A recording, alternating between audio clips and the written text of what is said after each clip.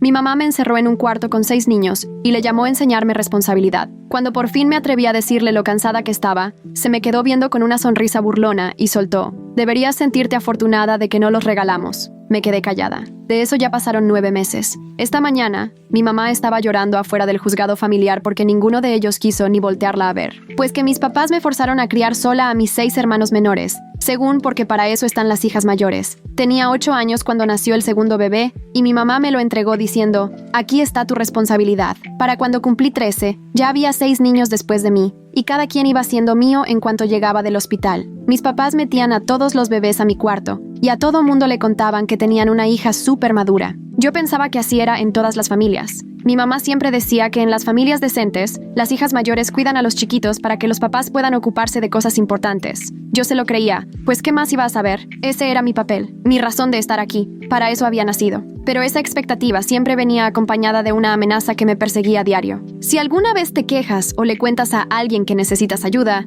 me decía mi mamá mientras cargaba a Oliver, «los del DIF se van a llevar a todos estos niños. Los van a separar, cada uno a una casa distinta. Nunca se van a volver a ver. ¿Eso quieres?». Yo tenía 9 años y solo de imaginarlo, me soltaba a llorar de miedo. Ella sonreía y me pasaba a Oliver. Eso pensé, eres su única oportunidad de seguir juntos. Así que yo hacía todo mientras mis papás vivían su vida como si nada. Noches sin dormir, cambiar pañales, ayudar con la tarea, llevarlos al doctor. Ellos pasaban junto a los bebés llorando como si ni los escucharan. Cuando íbamos a restaurantes, pedían mesa para 2 y yo me quedaba con 6 niños en otra mesa. Si algún desconocido me preguntaba si era la niñera, yo solo sonreía y asentía porque decir la verdad podía costarnos todo. Mis papás me habían dado 6 rehenes disfrazados de hermanos, pero cada uno se fue quedando con un pedacito de mi corazón. Leo, el más pequeño, solo dormía si le sobaba la espalda como le gustaba. Las gemelas, Luna y Ruby, hablaban entre ellas en su idioma raro, pero siempre me explicaban lo que decían. Oliver, que ya tiene 10 años, todavía se mete a mi cama si hay tormenta. Ethan me dibuja a diario,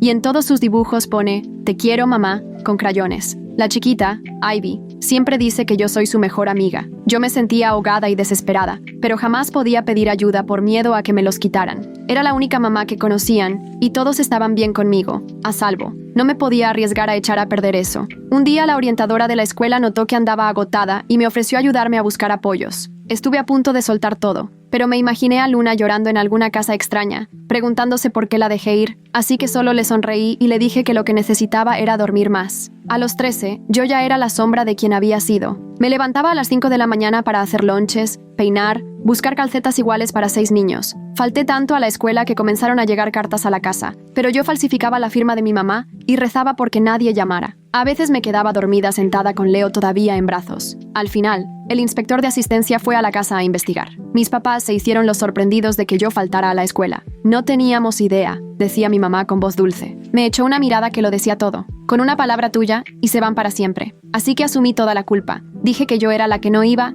y acepté lo que me tocara. Luego mis papás se fueron de crucero una semana, dejándome con 6 niños y 1,000 pesos. Al tercer día, Luna se cayó en el parque y se abrió la barbilla. En el hospital, la abracé mientras lloraba en mi cuello, la sangre empapando mi camisa y sus manitas agarradas a mí como si yo fuera lo único seguro. No la querían atender sin adulto. Estuve 3 horas ahí con mi hermanita sangrando y yo intentando falsificar firmas para que la atendieran. Al final me quebré y le hablé a mi abuela. Cuando llegó y me vio bañada en sangre, tratando de calmar a 5 niños más mientras las enfermeras discutían si llamar al DIF, su cara cambió. Logró que atendieran a Luna y luego nos llevó a todos a su casa. «Por favor, no dejes que nos separen», le rogué. «Ya sé que no lo hago perfecto, pero son todo lo que tengo, y yo soy todo lo que ellos tienen. Y si cuentas algo, nos van a dividir». Lloraba tanto que ni podía hablar bien. Abuela se paró y me abrazó mientras yo me soltaba llorando. «Ay, mi niña», me dijo, «¿qué te han hecho?». Por primera vez en 5 años, un adulto se dio cuenta de todo, y yo solo tenía miedo de lo que iba a pasar. Cuando mis papás llegaron y vieron la casa vacía,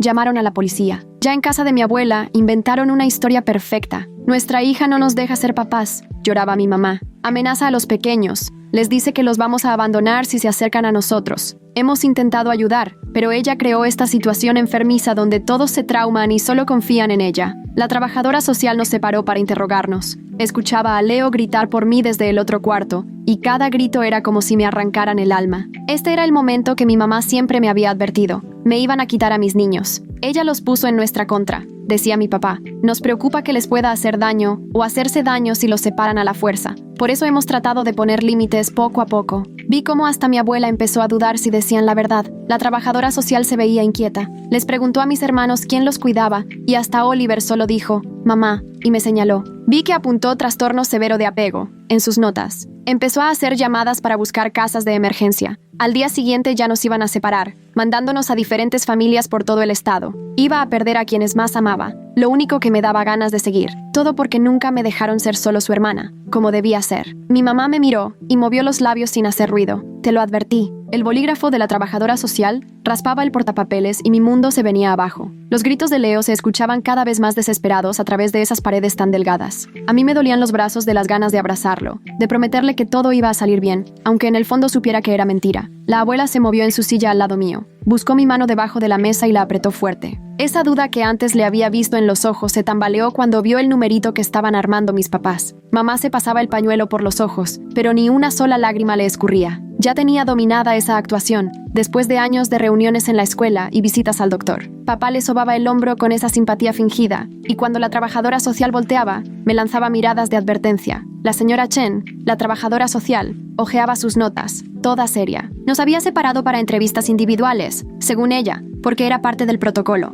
Ahora estábamos todos en la casa de la abuela, con la sensación de estar esperando sentencia. De repente, la voz de Oliver se alcanzaba a oír, aguda y asustada, y me llamaba a mí. No a mamá, no a papá, porque yo era quien revisaba debajo de su cama por si había monstruos, y quien sabía cómo le gustaban sus sándwiches. La señora Chen aclaró la garganta. Parecía agotada, como si ya hubiera visto demasiadas familias hechas pedazos. Sus ojos iban y venían entre mis papás y yo, midiendo todo. Mamá se inclinó hacia adelante, rodeándose del aire de madre preocupada, y empezó a explicar lo muchísimo que les preocupaba mi salud mental. Cómo yo había amenazado con hacerme daño si me alejaban de los niños, todo envuelto en esa mezcla de mentiras con un toque de verdad para sonar convincente. Yo apenas iba a defenderme cuando papá me interrumpió con otra historia, que me había encontrado dormida de pie con Leo en brazos a las 3 de la mañana. Lo contó como si fuera irresponsabilidad y no agotamiento, como si yo fuera el peligro, y no la única que los sacaba a flote ante su abandono. La abuela apretó mi mano todavía más. Ella llevaba callada desde que llegaron mis papás, digiriendo todo lo que había presenciado.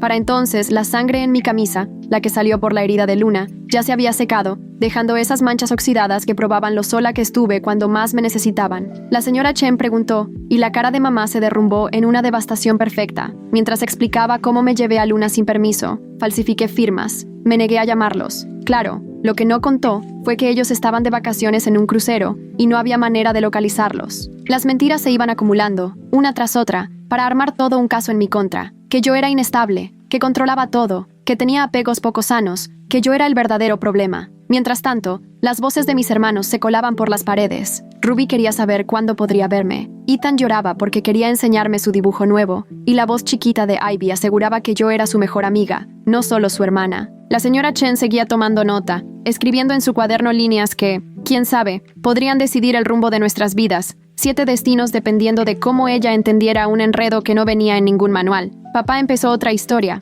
ahora diciendo que me cachó diciéndoles a los gemelos que nuestros papás no los querían. Otra mentira maquillada con un poquito de verdad. Jamás les dije eso, pero sí estuve con ellos cuando lloraron porque mamá ni los peló, pasando junto a ellos como si fueran parte del mobiliario. Yo solo les expliqué que cada quien demuestra el cariño a su manera, aunque ni yo me creyera eso. De repente, se abrió la puerta y la colega de la señora Chen entró con mis hermanos detrás. Leo vino corriendo directo a mí, temblando de alivio, y lo abracé fuerte, sabiendo que tal vez era la última vez que podría hacerlo. Poco a poco fueron llegando todos. Ivy se trepó en mis piernas con Leo, los gemelos se pegaron a mis lados, y Oliver se paró detrás de mí, apoyando sus manos en mis hombros. Hasta Ethan, queriendo hacerse el valiente con sus 7 años, se recargó en mi rodilla. Mamá soltó un suspiro de mártir y papá negó con la cabeza, como si esto le diera la razón en lo de los apegos mal llevados. Pero la abuela veía otra cosa. Ella se dio cuenta de cómo revisé el vendaje de Luna casi sin pensarlo, de cómo me acomodé para que todos cupieran, de cómo mi cuerpo se curvaba para protegerlos, como si lo hubiera hecho 1000 veces porque así era. La señora Chen observó ese cuadro familiar con su mirada de experta mientras mamá no paraba de explicar que los niños no sabían recibir límites porque yo los tenía condicionados para depender solo de mí. Algo no encajaba en la historia de mis papás. Se quejaban de que no los dejaba ser padres, justo cuando la trabajadora social veía a 6 niños aferrados a su hermana,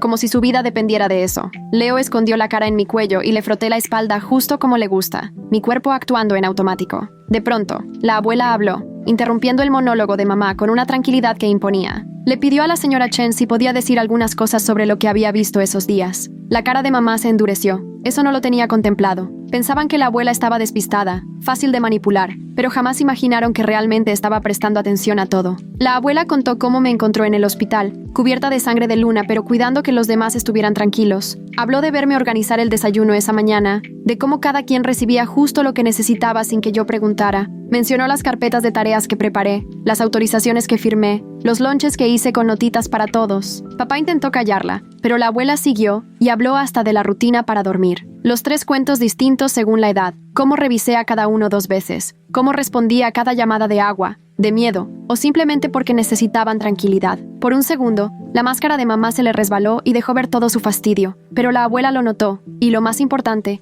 también lo vio la señora Chen. La trabajadora social pidió hablar con la abuela a solas, y se metieron a la cocina, dejándonos con mis papás y la colega. El ambiente se volvió tan tenso que hasta dolía. Mamá me miraba como jurando venganza y papá apretaba la quijada, tragándose las palabras porque había testigos. Mis hermanos se pegaron más a mí, sintiendo en el cuerpo el peligro aunque no lo entendieran. Los minutos se arrastraron como si fueran horas. Leo se quedó dormido en mi pecho, agotado de tanto llorar. Los gemelos susurraban entre ellos en su idioma secreto. Oliver seguía con las manos temblando sobre mis hombros. Cuando al fin regresaron la abuela y la señora Chen, algo en la cara de la trabajadora social había cambiado. Ahora nos veía de otra manera. Vio más allá de lo que decían sobre un supuesto trastorno de apego y se dio cuenta de algo distinto, algo que la hizo detener el bolígrafo sobre su portapapeles. Dijo que tenía que ir a la casa para ver dónde habíamos estado viviendo y cómo nos las arreglábamos en realidad. La sonrisa de mi mamá se hizo forzada y mi papá apretó la mano sobre su rodilla. Trataron de decir que no, que ya era tarde y que por cuestiones de privacidad preferían no hacerlo,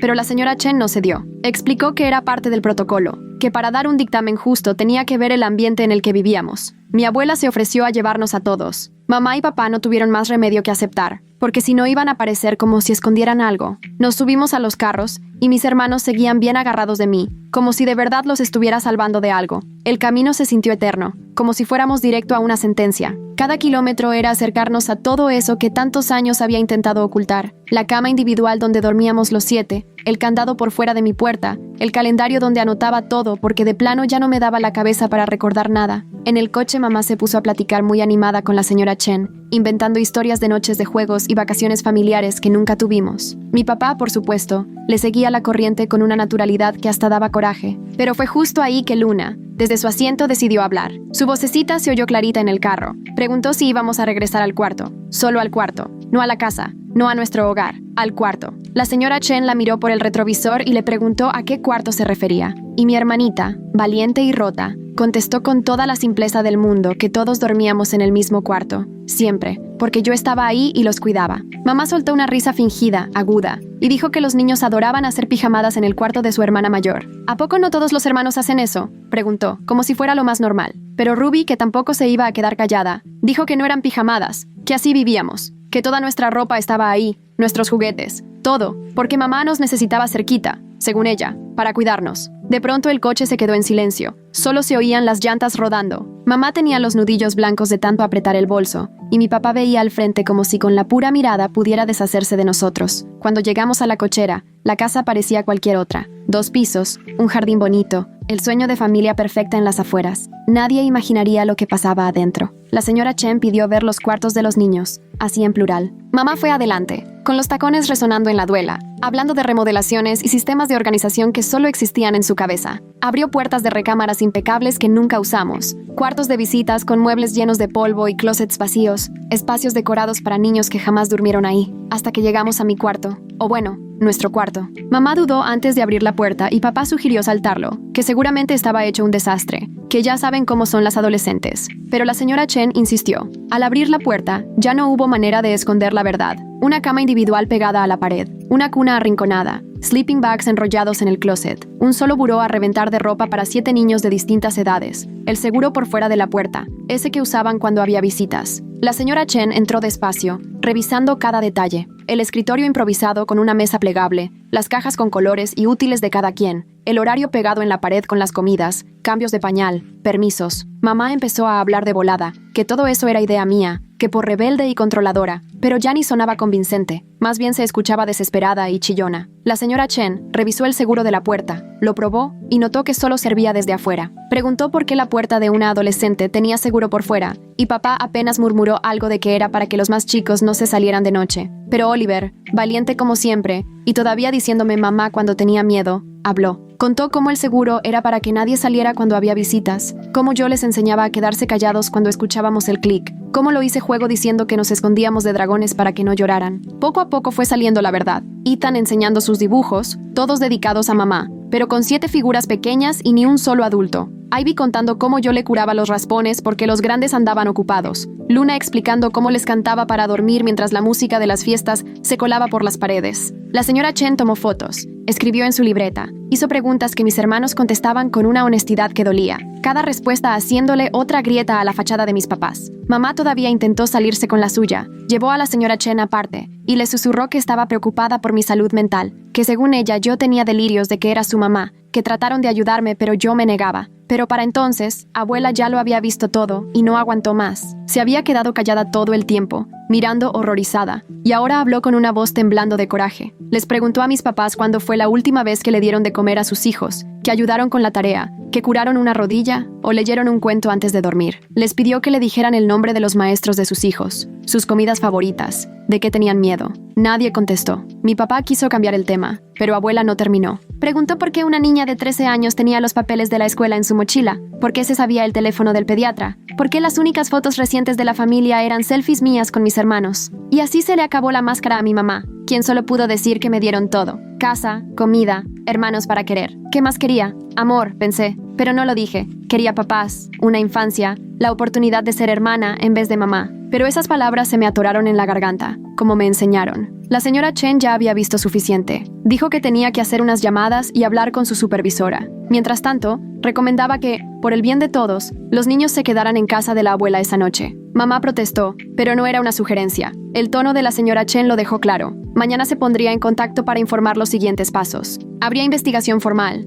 visitas, entrevistas, y si era necesario, hasta intervención de la corte. La palabra corte me revolvió el estómago, pero la mano de la abuela encontró la mía, fuerte y segura. Ahora ella ya sabía la verdad, ya entendía lo que nos habían hecho, a mí y a todos. Agarramos lo que pudimos, los peluches favoritos, la cobija especial de Leo, la almohada que usaban las gemelas. Mamá y papá nos observaban desde la puerta, ya sin pretender que todo estaba bien. Cuando me subí a la camioneta de mi abuela, mamá me jaló del brazo y, con las uñas apenas hundidas, me susurró al oído, con ese aliento caliente, que si los niños terminaban en el sistema era porque yo no sabía agradecer, que nos iban a separar, que nos mandarían lejos y que todo era mi culpa. Pero mi abuela se dio cuenta y se metió entre nosotras, obligando a mamá a soltarme. Le soltó que la única culpable aquí era ella, que eso tenía nombre, y era abuso. Nos fuimos sin decir palabra. Mis hermanos cayeron dormidos enseguida, agotados por todo lo vivido. Yo me quedé viendo por la ventana las luces de la calle, preguntándome qué nos esperaba al día siguiente. Las luces pasaban rápidas y borrosas mientras mi abuela manejaba por calles que conocía de memoria. Abracé a Leo,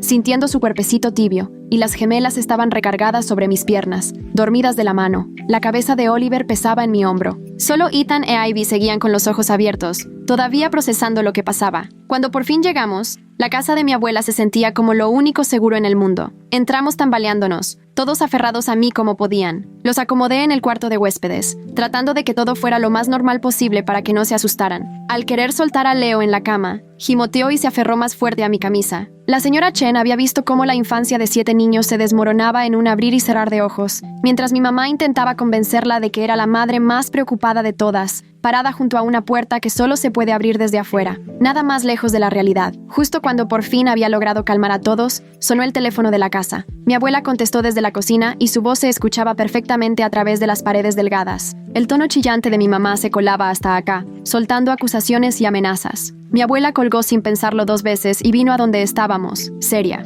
Nos dijo que mis papás ya estaban planeando su siguiente movimiento. Ya le habían llamado a un amigo abogado que le debía un favor a mi papá desde hace años. Ahora sí empezaba la guerra de manipulación. Yo arropé a mis hermanos en automático, con las rutinas que ya me sé de memoria. Mi abuela miraba desde la puerta, entre enojada y triste. Susurró que debió haberlo notado antes, que debió visitarnos más. Yo solo negué con la cabeza. Mis papás eran expertos en fingir. La mañana llegó en un suspiro. La señora Chen llamó temprano para avisar que volvería en la tarde y que tenía que hablar con cada niño por separado, porque así es el protocolo cuando hay varios menores. No más de pensarlo, ya tenía el estómago hecho nudo de imaginarme a mis hermanos solos contestando preguntas. Mi abuela preparaba el desayuno mientras yo ayudaba a los más chicos a ponerse ropa que por fin les quedaba, porque ella sí se tomó la molestia de comprarles algo. Ivy giraba feliz con su vestido nuevo, fascinada con las flores del estampado. Algo tan simple, y de pronto sentí ganas de llorar. En eso, sonó el timbre. Mis papás estaban en la puerta, perfectamente arreglados. Mamá traía su ropa de ir a la iglesia, la que la hace parecer la madre más devota, y papá la abrazaba por los hombros para dar la imagen de familia unida. Venían acompañados de una mujer que se presentó como su consejera familiar,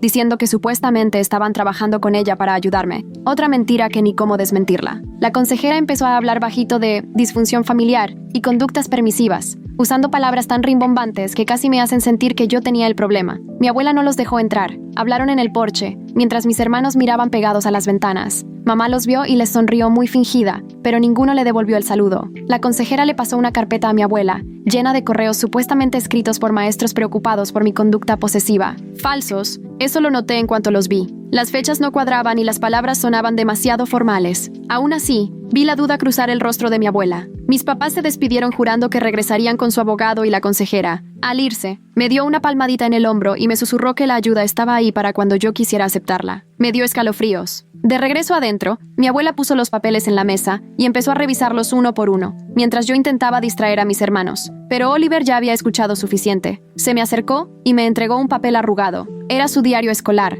el que le ayudé a escribir el mes pasado. La entrada hablaba de la familia. Dibujó la casa con palitos, 7 niños juntos en un solo cuarto y 2 adultos parados lejos. El comentario de la maestra, escrito con pluma roja, decía: Oliver parece confundido sobre los roles familiares. Favor de discutir en la junta. Mi abuela lo leyó y apretó la mandíbula. Le preguntó a Oliver quién fue a su junta y él me señaló, contando cómo yo tuve que fingir ser la niñera porque los papás no pueden faltar y las hermanas no cuentan. Mi abuela empezó a hacer llamadas, a sus amigas de la iglesia, a otras abuelas que ya habían notado que mis hermanos nunca salían con sus papás. Piezas de un rompecabezas que mis papás ni siquiera sabían que existía. La señora Patterson, la del final de la cuadra, recordó haberme visto llevando a 6 niños a la parada del camión todos los días, mientras los carros de mis papás seguían quietos en la cochera. La señora Chen llegó puntual a las 2, acompañada de una colega experta en casos como el nuestro. Se instalaron en cuartos distintos, listas para entrevistar a cada niño. Yo sentía el corazón en la garganta al saber que no iba a poder protegerlos de preguntas que ni siquiera iba a escuchar. Leo fue el primero.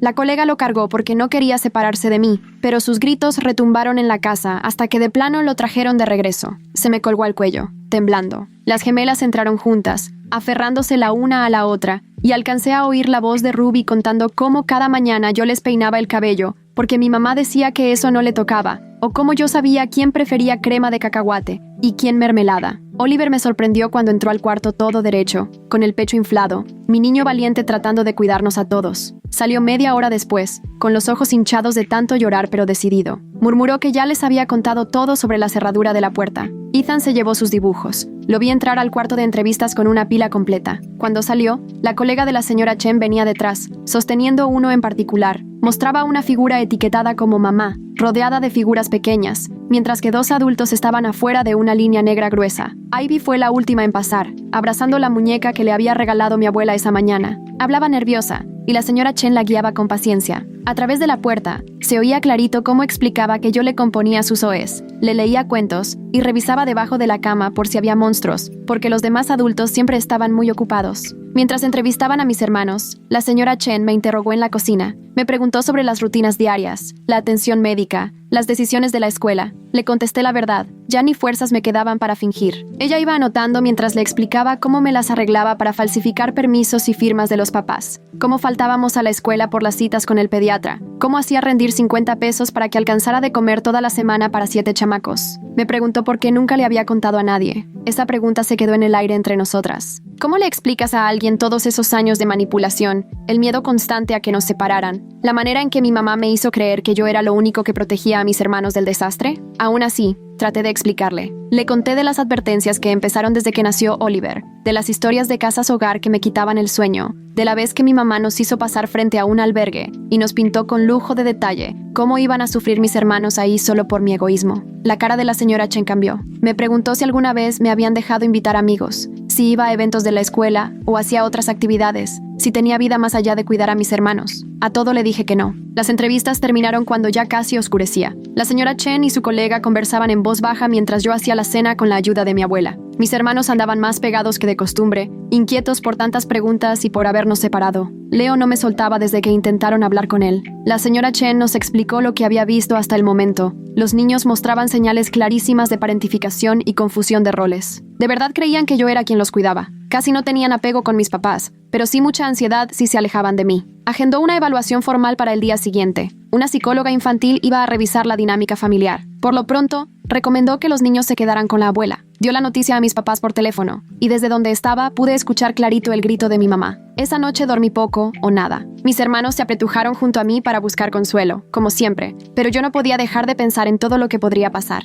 ¿Y si la psicóloga decía que mis papás tenían razón? ¿Y si el problema era yo? ¿Y si separarnos sí era la mejor opción? La mañana llegó con nuevos retos. Mis papás arribaron acompañados de su abogado, un tipo que sonreía además y hablaba con palabras escogidas, como midiendo cada frase. Sacó documentos sobre derechos de abuelos y acuerdos de custodia, usando puro término legal para confundir y meter miedo. Pero la abuela también había movido sus contactos. La hija de una amiga, que era abogada de familia, aceptó echarnos la mano sin cobrarnos nada. Llegó justo al arranque de la reunión, con la misma sonrisa del otro abogado, pero una mirada que no se dejaba amedrentar. La psicóloga llegó aparte. La doctora Martínez era más joven de lo que esperaba, de mirada cálida y trato tan suave que enseguida tranquilizó a Ivy. Observó nuestra rutina de la mañana sin meterse, apuntando mientras yo ayudaba a Oliver a abrocharse los zapatos y le hacía trenzas a las gemelas. Mis papás echaron toda la carne al asador, saludaron a cada niño con mucho entusiasmo, aunque Leo pegó un grito cuando mi papá intentó acercarse. Mi mamá dijo que era una etapa, algo temporal que se iba a arreglar cuando pusieran los límites correctos.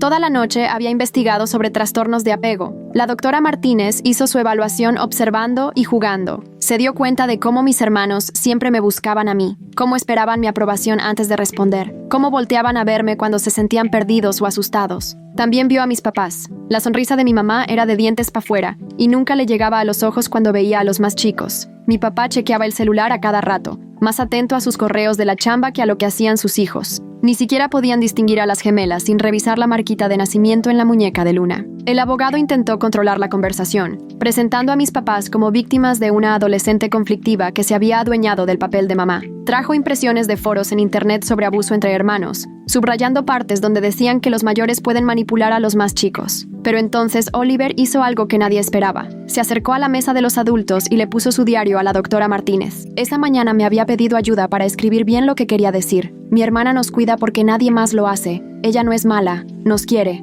Por favor, no se la lleven. En ese momento, la máscara de mi mamá se vino abajo. Le gritó a Oliver que estaba mintiendo, que lo estaban manipulando, que no entendía la situación. Su voz subió tanto que hizo llorar a Ivy. El diario de Oliver siempre aparece cuando más se necesita. Primero el dibujo que la maestra había visto, ahora esta declaración tan oportuna. De pronto, mis hermanos parecían expertos armando carpetas y dejando pistas, como si fueran detectives chiquitos queriendo probar algo en contra de sus papás. Mi papá trató de calmar a mi mamá, pero el daño ya estaba hecho. La doctora Martínez había visto a la verdadera mujer detrás de la fachada. La evaluación siguió por varias horas. La doctora Martínez entrevistó a la abuela sobre lo que había visto. Para acabarla, la señora Patterson, la vecina de la calle, llegó de sorpresa, enterada por las amigas de la iglesia. Contó cómo me había visto al mando de 6 niños sola, con los carros de mis papás estacionados en la cochera, mientras yo llevaba a todos a la escuela, lloviera o tronara. También llegó mi ex maestra, la señorita Roberts. Guardó registros de cada firma falseada, cada junta de padres donde fui en vez de ellos, cada intento de contactarlos cuando faltaba a clases,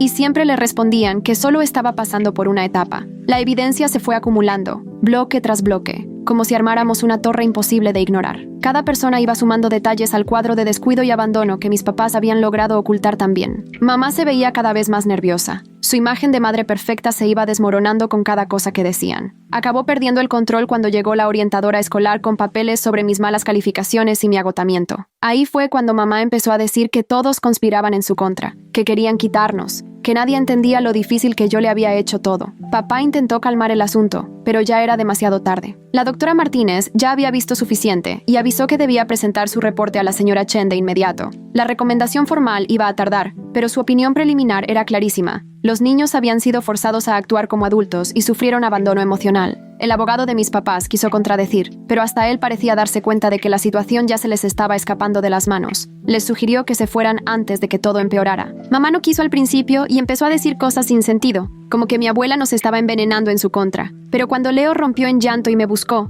cuando las gemelas se escondieron detrás de mí, cuando hasta Oliver, que siempre era valiente, retrocedió al verla, por fin se quedó callada. El silencio que siguió se sentía pesado. Se fueron amenazando con demandas y peleas por la custodia. El abogado prometió que esto no se había acabado, que los padres tenían derechos y que un mal día no borraba años de dar comida y techo, pero sus palabras ya no convencían a nadie ante la clara evidencia de un abandono sistemático. Esa misma tarde, la señora Chen volvió con documentos oficiales. La custodia de emergencia pasaba temporalmente a mi abuela. Después harían una investigación a fondo, pero por ahora podíamos estar juntos. Sentí un alivio tan grande que casi me desplomo. Mi abuela firmó los papeles mientras yo abrazaba a mis hermanos con todas mis fuerzas. Ellos no entendían mucho de leyes, solo sabían que algo grande había sucedido. Ivy preguntó si ya nos podríamos quedar ahí para siempre, y yo no logré contestarle porque solo pude llorar. La señora Chen nos explicó lo que seguía: audiencias, evaluaciones de custodia, terapia familiar obligatoria. Por ahora mis papás solo podrían vernos con alguien supervisando. Sería un proceso largo y complicado, pero el peligro inmediato ya había pasado. Me pidió hablar a solas, reconoció lo que hice, la situación imposible en la que me pusieron. Me aseguró que lo más importante era que siguiéramos juntos, que nadie me iba a castigar por haber protegido a mis hermanos como pude. Esa noche, mi abuela nos acomodó a todos en camas improvisadas en los cuartos de visita. Eran camas de verdad, con sábanas limpias y espacio suficiente para cada uno. Leo siguió empeñado en dormir pegado a mí, pero por primera vez sentí que era por gusto, no por miedo. Me quedé despierta escuchando cómo respiraban tranquilos. Sabía que al día siguiente vendrían más retos. Mis papás no se iban a rendir tan fácil. Habría audiencias, exámenes y preguntas que no quería responder. Pero esa noche estábamos a salvo, juntos, y yo tenía por fin a un adulto que realmente quería ayudarnos. Mi abuela se asomó a la puerta, revisándonos otra vez. Me susurró que ya había contratado a un mejor abogado, uno especialista en casos como el nuestro, alguien que sí entendía que la familia no es solo de sangre, sino quien se queda cuando más lo necesitas. Las semanas siguientes iban a ser pesadas para todos. Mis papás intentarían todo tipo de trucos, demandas y chantajes emocionales, pero ya algo había cambiado. La verdad ya había salido a la luz.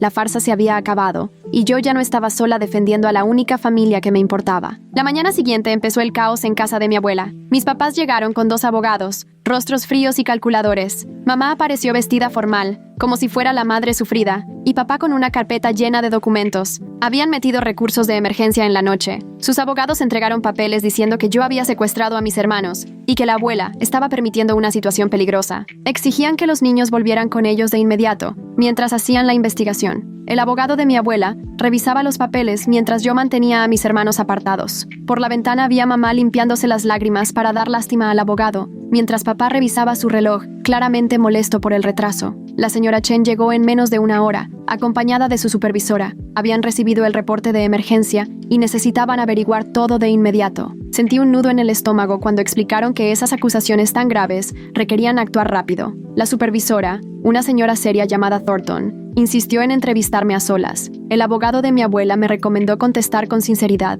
pero con cuidado. Me senté frente a ella en la mesa de la cocina, con las manos temblando en el regazo. Me preguntó directo sobre la noche que llamé a la abuela. ¿Me llevé a los niños sin permiso? Técnicamente sí, aunque mis papás nos habían dejado solos. ¿Me negué a regresarlos? Sí, porque nos habían abandonado para irse de crucero. Cada respuesta sincera sonaba peor sin el contexto. Mientras tanto, los abogados de mis papás entrevistaban a mi abuela en la sala. Oía cómo la voz de mamá se alzaba de vez en cuando fingiendo ser la víctima. Se había aprendido frases nuevas sobre alienación parental y manipulación emocional desde la noche anterior. Oliver entró a la cocina, aunque le había pedido que se quedara atrás. Se pegó a mí y la señora Thornton observó con atención. Cuando le preguntó quién lo cuidaba, él me señaló sin dudar. Ella apuntó algo en su libreta que me dejó con el corazón apachurrado. Luego llegaron las gemelas, atraídas porque Oliver no estaba. Se me subieron al regazo como siempre. Ruby le explicó a la señora Thornton que yo les trenzaba el cabello todas las mañanas porque era la única que sabía hacerlo. Luna añadió que yo les cortaba el pan de sus sándwiches como les gustaba. La señora Thornton notó lo natural que era para ellas buscarme y que yo respondía sin pensarlo a sus necesidades.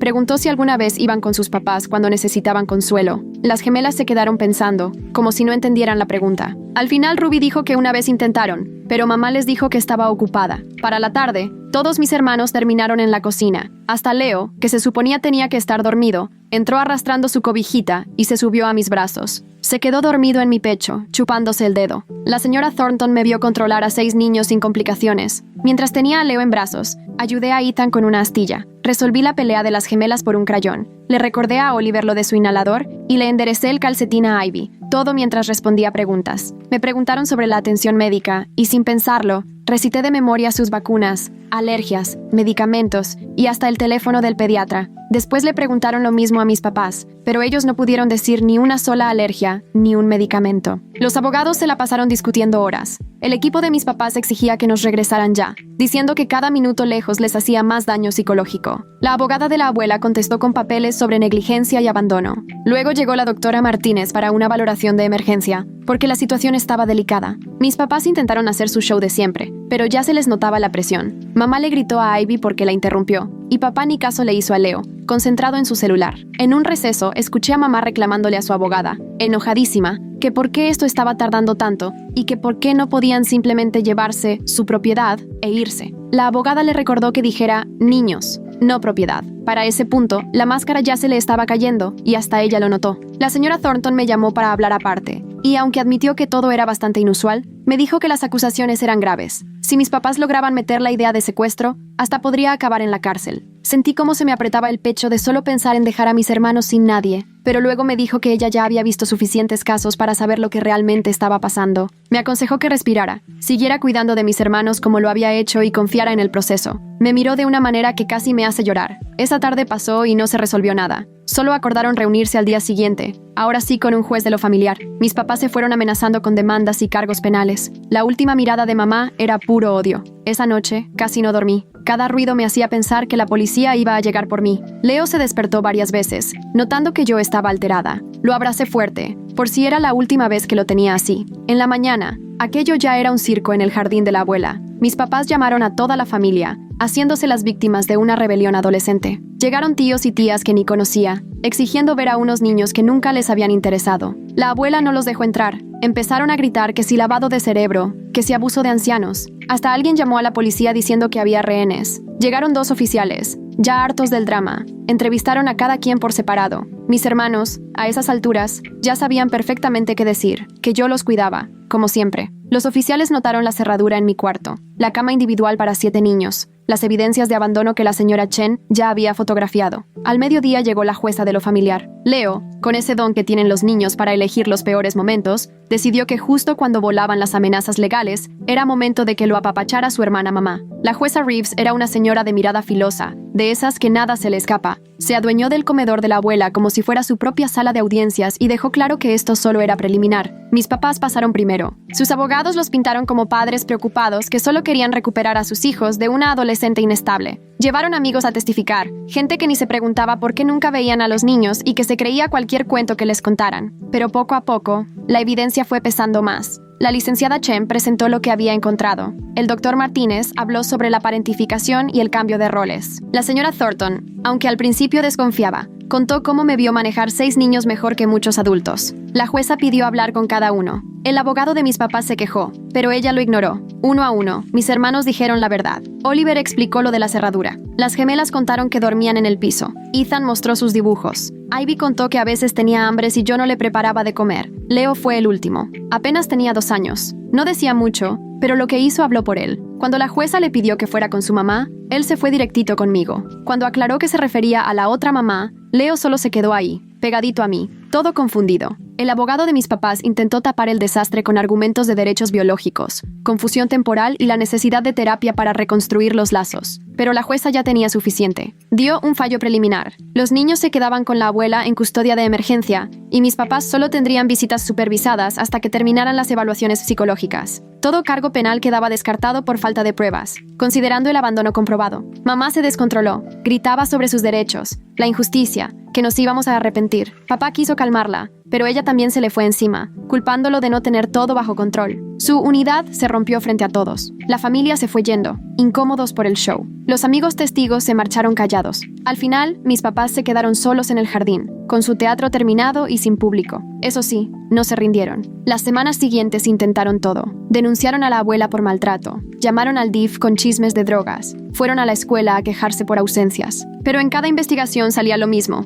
7 niños bien, la abuela al pendiente, asistencia perfecta ahora que yo ya podía ir a la escuela diario, mejores calificaciones, Leo hablando más, las gemelas tan seguras que a veces hasta jugaban separadas. Las visitas supervisadas eran un desastre. Mamá solo quería interrogar a los niños sobre lo que le dijeron a la jueza. Papá se la pasaba en el celular y a veces se quejaba de que perdía tiempo de trabajo. La supervisora terminaba varias visitas antes de tiempo por su comportamiento. Intentaron comprar a los niños con regalos. De repente, en las visitas aparecían juguetes carísimos, sobornos para ganarse nuestro cariño. Pero Oliver dejó de lado el carrito de control remoto y dijo que prefería que alguien le leyera un cuento. Las gemelas ni voltearon a ver las muñecas elegantes y preguntaron por qué mamá nunca les hacía trenzas. La abogada les recomendó demostrar un cambio de verdad. Se metieron a clases para padres, pero iban nomás de vez en cuando. Empezaron terapia, pero terminaron despidiendo a 3 terapeutas que les insinuaron que quizá ellos también tenían parte de la culpa. No podían ni fingir que asumían la responsabilidad porque genuinamente creían que no habían hecho nada malo.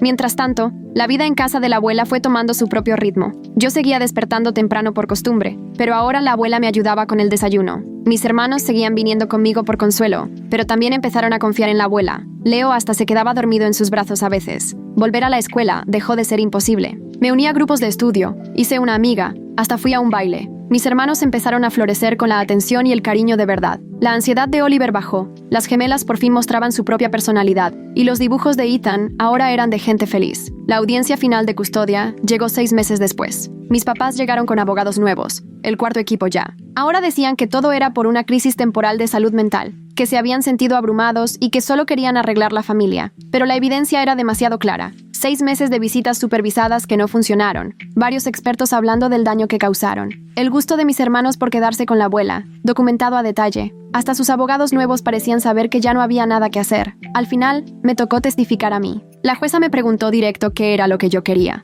y por primera vez en 6 años, le pude decir la verdad a mis papás sin miedo. Conté lo cansada que estaba, lo sola que me sentía, el miedo constante a que nos separaran. Dije cómo me tocó cuidar a 6 niños siendo yo también una niña. Mamá intentó interrumpir y corregir mis mentiras, pero la jueza la calló de inmediato. Yo seguí y le expliqué que sí amaba a mis hermanos, pero quería ser su hermana, no su mamá. Ellos merecían papás de verdad, no gente que los viera como una carga. El fallo de la jueza fue directo y sin rodeos. Custodia completa para la abuela. Mis papás solo con derecho a visitas supervisadas cada 2 semanas, siempre y cuando terminaran terapia y clases de crianza. La parentificación quedó marcada como abuso emocional grave en los archivos oficiales. Mis papás se fueron sin decirnos ni una palabra, ni escena ni despedida dramática. Simplemente salieron, hablando con sus abogados sobre la apelación. Pero todos sabíamos que esto ya había terminado. Ya habían perdido a su público para siempre. Esa noche, celebramos en silencio. La abuela preparó una cena especial. Mis hermanos dibujaron y cantaron, y Leo dio sus primeros pasos sin ayuda en la sala,